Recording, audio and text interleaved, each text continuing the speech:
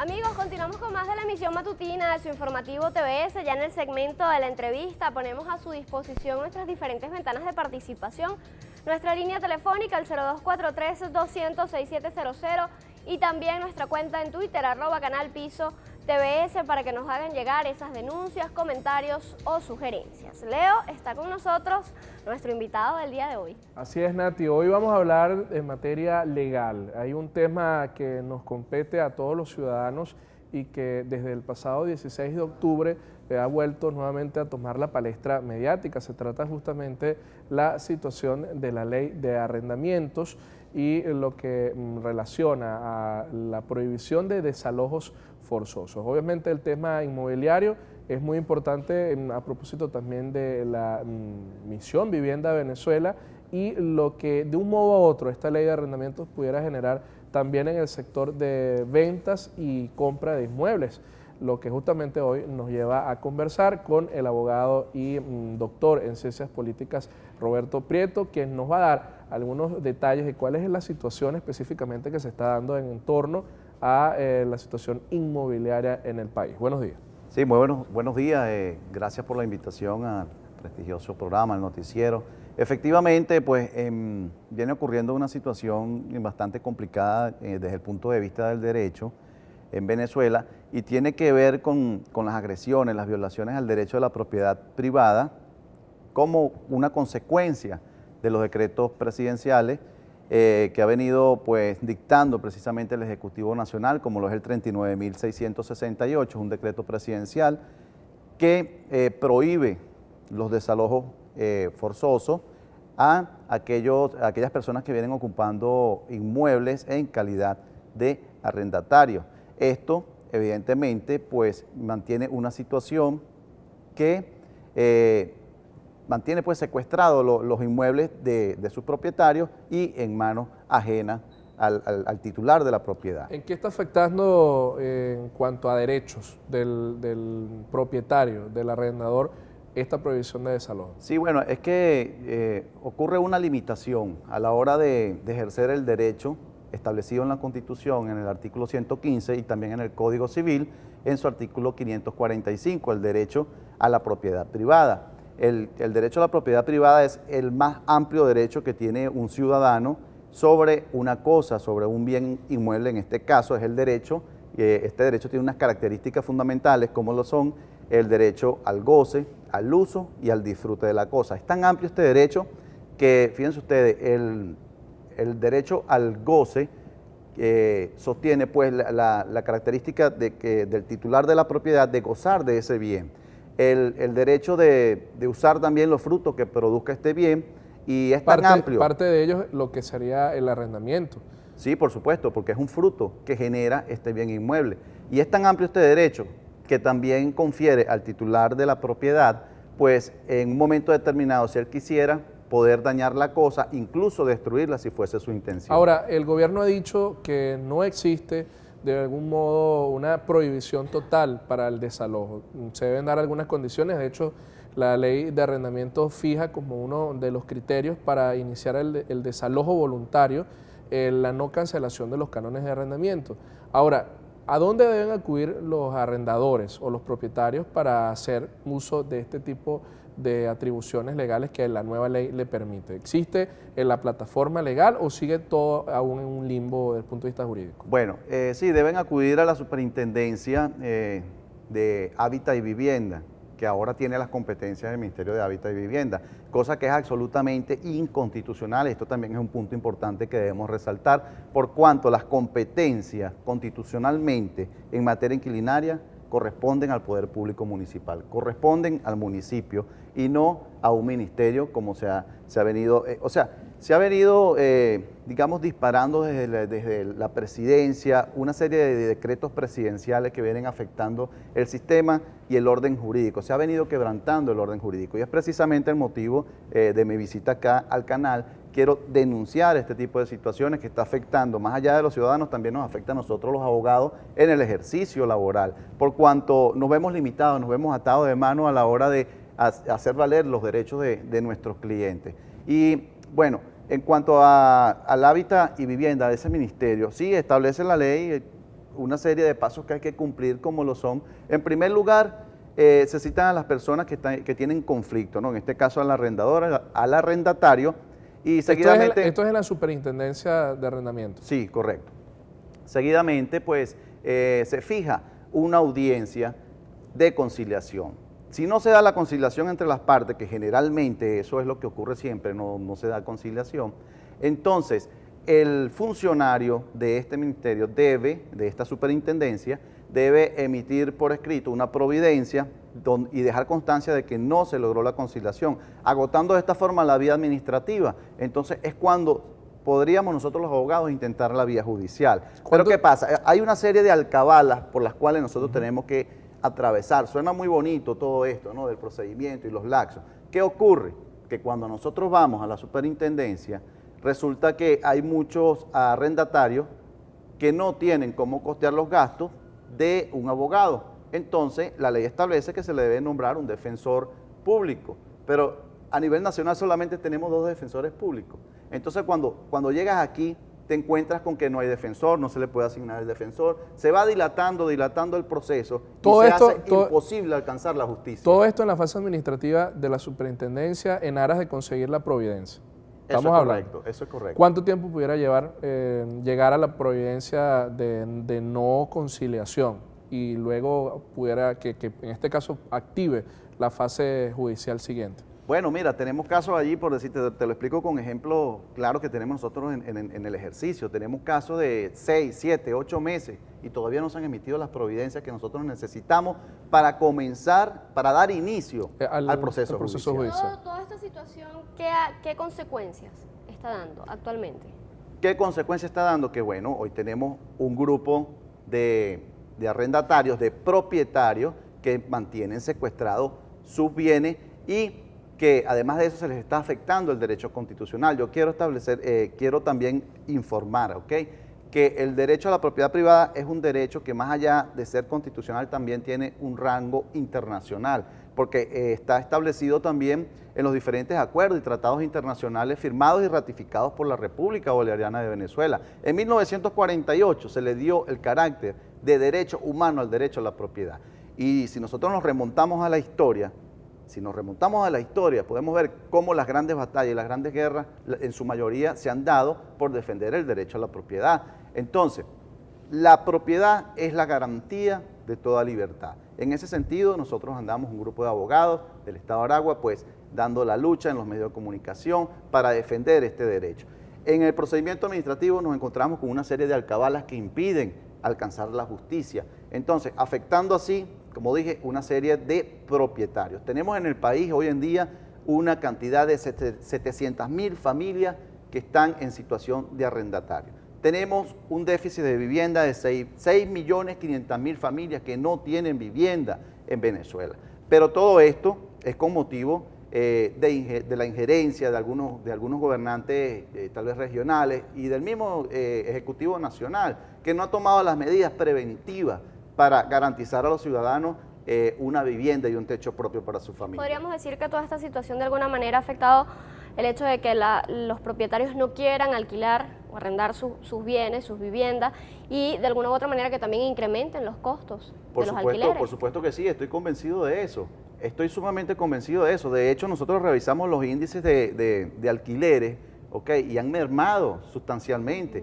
Por cuanto el propietario se encuentra en una situación donde yo no tengo garantía. Miedo que le quiten su propiedad. Es que si yo no tengo garantía de mi propiedad, yo sencillamente no me voy a arriesgar a alquilar. Entonces, esto a su vez afecta también al tema que tenemos nosotros con el déficit de vivienda, porque pudiera ser una solución para el gobierno garantizar a los ciudadanos el derecho a la propiedad, y entonces así saldrían muchos propietarios a alquilar y estaríamos dando solución habitacional a muchos venezolanos más, a muchas familias venezolanas, pero se está haciendo todo lo contrario, ¿ok? Se está revirtiendo esta situación. Entonces, te limito el derecho de propiedad, que es a todas luces es inconstitucional y es violatorio. Además de eso, hay otra cosa que debemos analizar, que tiene que ver con el orden jerárquico de la norma. El sistema de orden jerárquico acogido por la legislación venezolana tiene que ver con la pirámide de Hans Kelsen, que sostiene en primer lugar la Constitución, en segundo lugar las leyes orgánicas y en tercer lugar estarían los decretos presidenciales.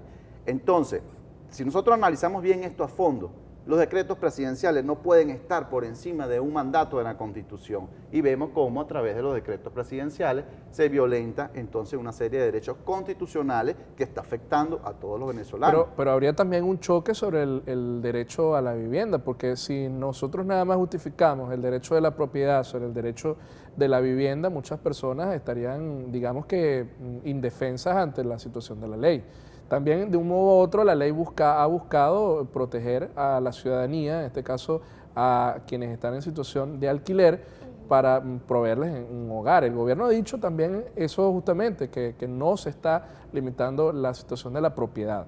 ¿Es así en la realidad o efectivamente hay una afectación profunda? En la práctica hay una afectación profunda, te lo digo con toda propiedad. Okay. Lo que no podemos es, o el gobierno no puede justificar su injerencia para, digamos, solventar el problema del tema de la vivienda de los ciudadanos, afectando a otro grupo de ciudadanos. Yo no puedo resolver un problema de unos ciudadanos como gobernante afectando los derechos de otros ciudadanos. Eso no puede ser, eso es absolutamente inconstitucional.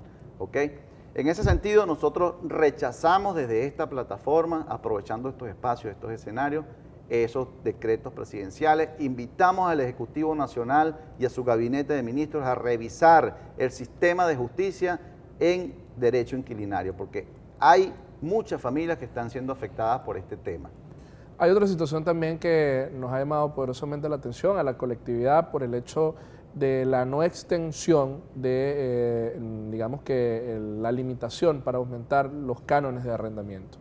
Vamos a discutir esa situación luego de que el 16 de octubre haya finalizado ese periodo, pero al regreso de los comerciales estamos conversando con Roberto Prieto, abogado especialista también en el área de ciencias políticas, hoy discutiendo el tema de derecho inmobiliario e inquilinario. Ya venimos con más.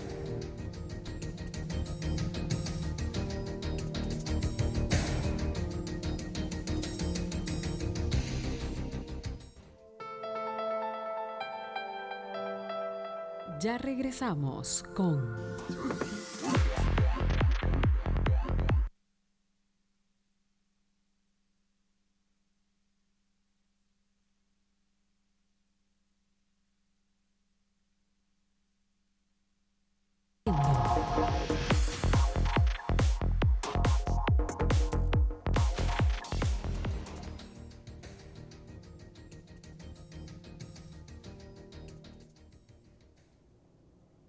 Hoy estamos conversando con Roberto Prieto, quien es abogado y doctor en ciencias políticas, tocando un tema muy álgido en lo que ha sido la colectividad venezolana. Se trata justamente del de derecho inquilinario, la situación a propósito de la ley de arrendamientos y todas las trabas que pudieran estarse generando para llevar a cabo esta, digamos que, supremacía de los derechos de la propiedad privada. El último segmento habíamos dejado una pregunta al aire, justamente está relacionada con la no consecución o la no prórroga que se le ha otorgado al costo o al canon de arrendamiento, una medida que tomó el gobierno nacional hasta el pasado 16 de octubre.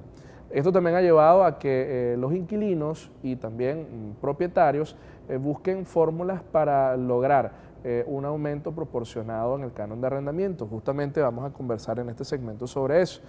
¿Es positivo que se haya dado finalización a esta prohibición de aumento en el canon de arrendamiento o hasta de un punto y otro al final va a resultar siendo una nueva daga en, digamos, en la propiedad o el derecho de propiedad que tienen hoy día muchos venezolanos? Bueno, yo considero que es positivo para todas aquellas personas que tienen pues la necesidad de ocupar un bien inmueble, ¿verdad? Y que efectivamente pues hemos visto cómo se han incrementado por las nubes los costos de los inmuebles que están en calidad de arrendamiento. Y por supuesto, una familia venezolana que gana un sueldo mínimo de 2.000 y tantos bolívares, se encuentra con que no tiene vivienda, que debes arrendar un bien inmueble para abrigar a tu familia, y el canon de arrendamiento está por encima. Una habitación, estoy hablando de una habitación en un sector popular, puede costar hasta 1.500 bolívares. O pagas el alquiler o pagas el mercado. Exacto, entonces, o sencillamente pagas el alquiler o dejas de comer tú y tu familia. Entonces, no puede ser. Esta situación hay que revisarla bien a fondo. Ahora, en cuanto a esa ley que regula el sistema de arrendamiento, pues yo veo que es también algo positivo y que además ha venido pues a controlar este tipo de situaciones, porque también es cierto que se han disparado y hay propietarios que exigen por un bien inmueble unos precios, unos costos desmedidos que no se ajustan a la realidad.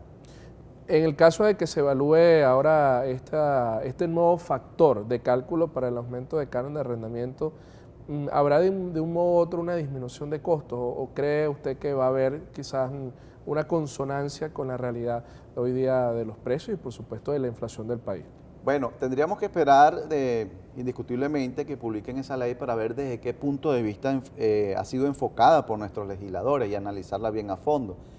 Sin embargo, existe una fórmula establecida, ¿verdad?, para calcular el canon de arrendamiento conforme a los metros cuadrados y por supuesto también al sector, porque digamos un bien inmueble que esté en una zona, digamos como en Maracay, en Las Delicias, no tiene el mismo costo de un bien inmueble que esté, por ejemplo, en Cagua. Son dos cosas totalmente diferentes y todo eso son factores que influyen a la hora de computar y calcular el canon de arrendamiento. Hay una diatriba con el gobierno justamente sobre el concepto, sobre los conceptos. El gobierno nacional a través de la nueva ley busca establecer el valor de uso por encima del valor comercial como sustento de lo que va a ser el canon de arrendamiento. Desde el punto de vista legal, ¿por qué o cuál de los dos debería prelar sobre digamos, en ese cálculo del canon como tal? Tendríamos que, repito, ver desde qué punto de vista nuestros legisladores lo enfocan. Sin embargo, fíjate bien, hay un sistema jurídico en Venezuela que establece que ninguna normativa puede colidar o puede chocar con la Constitución de la República. En ese sentido, cualquier norma que contradiga o afecte los derechos establecidos en la Constitución, lo establece la propia Constitución, será nulo de toda nulidad. Y es precisamente un mecanismo que tiene nuestra Constitución venezolana, que es una de las más perfectas del mundo para mantener su autodefensa, ¿okay? Para mantenerse protegida sobre cualquier intento de agresión o lesión a sus principios fundamentales.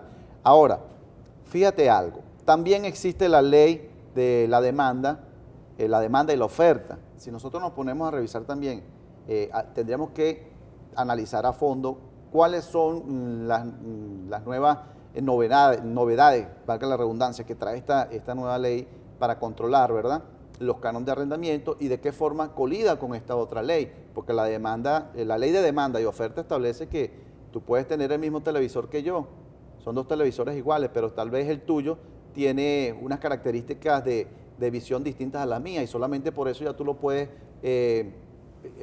digamos, ofertar al público con un incremento mayor al mío y tal vez sean los dos televisores iguales. Pero, o tal vez el mismo televisor debería incurrirse entonces en la especulación, porque es que el detalle es eso, cuando el gobierno habla de valor de uso, está tratando de darle al inmueble simplemente el valor de poder cubrir un derecho humano que es de la vivienda, y ellos aducen, o el gobierno aduce, que de un modo u otro el valor comercial, que es el que prela actualmente, busca es la especulación, el enriquecimiento. O sea, es justo que un propietario se enriquezca a partir de una propiedad que tenga sin menosprecio o sin menoscabo de la situación también de quien no tiene la vivienda.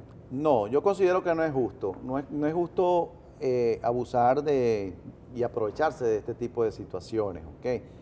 Sin embargo, tampoco es justo que quien ha trabajado toda su vida para adquirir un inmueble, por ejemplo, nosotros tenemos un cliente, un señor español que ha venido trabajando durante muchos años y ha querido asegurar, pues, en el futuro su bienestar. Además de su pensión, pues él ha querido asegurar unos ingresos extras y sencillamente compró una casa y construyó y tiene una serie de viviendas allí arrendadas. Ahora resulta que los arrendatarios que están allí ni pagan el arrendamiento ni le desalojan. Entonces fíjate cómo se le afecta a este ciudadano, ¿verdad?, su derecho a la propiedad. No es justo que el que trabajó toda su vida no tenga derecho a gozar, a disfrutar y a disponer de su bien, el derecho de disposición, mientras que otros ciudadanos, ¿verdad?, han trabajado toda su vida y han despilfarrado ese dinero, despilfarrado su dinero en juegos de azar, en otras cuestiones, no pensaron en el futuro. Entonces eso tampoco es justo, que quien se ha preparado y ha trabajado para su futuro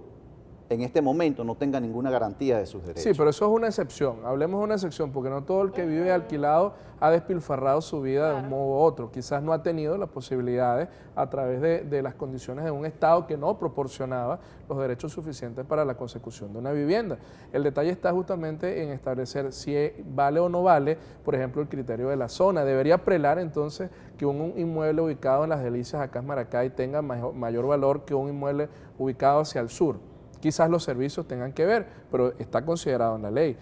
¿Qué debería desde el punto de vista legal, usted como especialista, ser los criterios que prelen al momento de escoger los negocios, diferenciándonos de lo que actualmente dice la ley? Es decir, región. Hay un coeficiente para la región de Aragua que es, por ejemplo, inferior al de Caracas, pero a su vez el de Zulia está por encima de todo el país. También está el hecho de los años de construcción y también el detalle de los servicios. Pero desde el punto de vista legal, ¿usted está de acuerdo con esos criterios o cuáles, desde el punto de vista del gremio de los juristas, debería ser la nueva concepción o acepción para ese cálculo? Bueno, no, yo indiscutiblemente estoy de acuerdo con esos criterios y habría que revisar un poco más a fondo, pero es que no puede ser, también si nos ponemos a ver, por ejemplo, el tema de la inseguridad. Hay zonas que son más inseguras y hay otras zonas que tienen mayor seguridad. Eso también hay que evaluarlo, pero eso no es un tema que nos corresponde a nosotros los ciudadanos, es una competencia del gobierno nacional. Y el tema de la vivienda es una competencia del gobierno nacional. El hecho de que el gobierno nacional no haya tenido la capacidad de darle respuesta a 6,5 millones de familias venezolanas que tenemos en este momento sin vivienda, no puede afectar el derecho de Juan, de Pedro o de Luisa, que tienen un bien inmueble y que han decidido arrendarlo. ¿Ok? Entonces, no podemos afectar los derechos de uno para favorecer a otro. ¿Y cuál sería la solución en todo caso para que se vean favorecidos o beneficiadas ambas partes? Porque si bien es cierto que se debe proteger al que tiene la propiedad privada, también hay que de alguna manera velar por esos beneficios para aquella persona que no tiene vivienda. La solución indiscutiblemente es la construcción, ejecutar un plan masivo de construcción de viviendas y garantizar a cada familia venezolana un techo propio, no solamente para ellos, sino también para sus hijos. Y es un derecho constitucional además, porque el gobierno bolivariano está en la obligación constitucional de garantizar a cada una de las familias un techo propio, es un derecho constitucional. De un modo u otro también, para analizar la situación de la propiedad, cabe ahora hablar sobre la participación que van a tener los consejos comunales en la decisión de las viviendas. De hecho, la Misión Vivienda de Venezuela, uno de los criterios que se va a considerar es la participación de la comunidad decidiendo sobre quién o cuál debe tener prioridad al respecto. ¿Debería ser, desde el punto de vista legal, esto correcto o más bien debería mantenerse de un modo u otro el criterio de selección directa entre el Estado y el individuo, en este caso de necesidad? Mira, yo toda mi vida he sido un fiel defensor de la descentralización. ¿Okay? Pienso que es positivo el hecho de que los consejos comunales pues tengan participación ciudadana, haciendo uso del principio de la participación ciudadana, pues tengan injerencia en esta situación. Ahora, ¿en qué no estoy yo de acuerdo? Por ejemplo, y lo hemos visto en la práctica, es que sencillamente se le bajen los recursos al Consejo Comunal para la construcción de vivienda y no se seleccione personal calificado, porque lejos de resolver un problema, estamos ocasionando un problema aún mayor. Por ejemplo, en el sector La Comuna Hugo Chávez, en el municipio Sucre de Cagua. Allí se le dio los recursos a parte del Consejo Comunal y los mismos vecinos entonces construyeron sus viviendas. Hoy, como consecuencia, tenemos que temporalmente se les dio un techo, pero la consecuencia que hoy en día tenemos, que por no ser personal calificado, por no tener los conocimientos para la construcción, las viviendas se están cayendo, están agrietadas las paredes, las tejas están levantadas, los mantos asfálticos. Entonces, hay que darle poder al pueblo, pero hay que capacitar al pueblo también para ejercer este poder, porque si no, puede ser un boomerang que se puede revertir y puede traer consecuencias mayores. De hecho, justamente esa es una de los detalles o de las consecuencias políticas, saber si conviene más un sistema en el cual el Estado participe en la construcción de viviendas o darle la potestad de la autoconstrucción. Legalmente, ¿cuál pudiera ser? Debería ser una mixtura, una mezcla entre los dos modelos. Yo diría que, fíjate por ejemplo Miranda, el ejemplo más claro lo tenemos en el estado Miranda. El gobernador Capriles Radosky pues ha dado créditos a la comunidad para que ellos mismos construyan su vivienda. Pero ¿qué pasa? Previamente se les dicta un taller, un curso de albañilería, donde salen además certificados, ¿ok?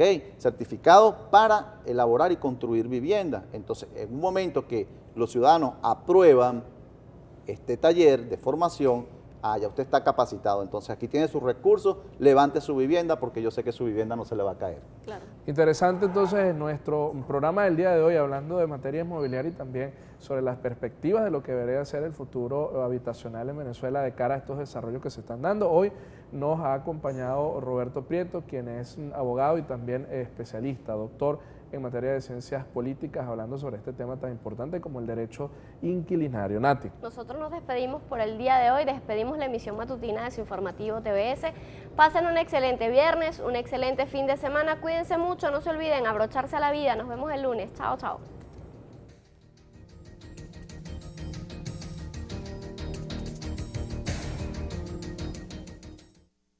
Intermuebles Aragua, compañía anónima.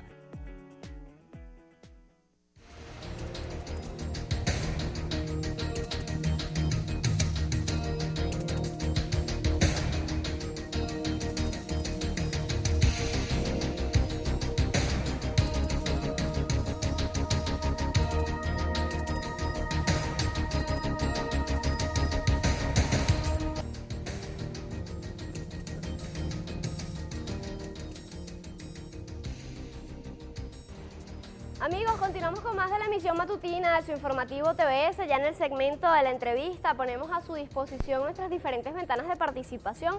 Nuestra línea telefónica, el 0243-200-6700, y también nuestra cuenta en Twitter, @canalpiso TVS, para que nos hagan llegar esas denuncias, comentarios o sugerencias. Leo está con nosotros, nuestro invitado del día de hoy. Así es, Nati. Hoy vamos a hablar en materia legal. Hay un tema que nos compete a todos los ciudadanos y que desde el pasado 16 de octubre ha vuelto nuevamente a tomar la palestra mediática. Se trata justamente la situación de la ley de arrendamientos y lo que relaciona a la prohibición de desalojos forzosos. Obviamente el tema inmobiliario es muy importante a propósito también de la misión Vivienda Venezuela y lo que de un modo u otro esta ley de arrendamientos pudiera generar también en el sector de ventas y compra de inmuebles.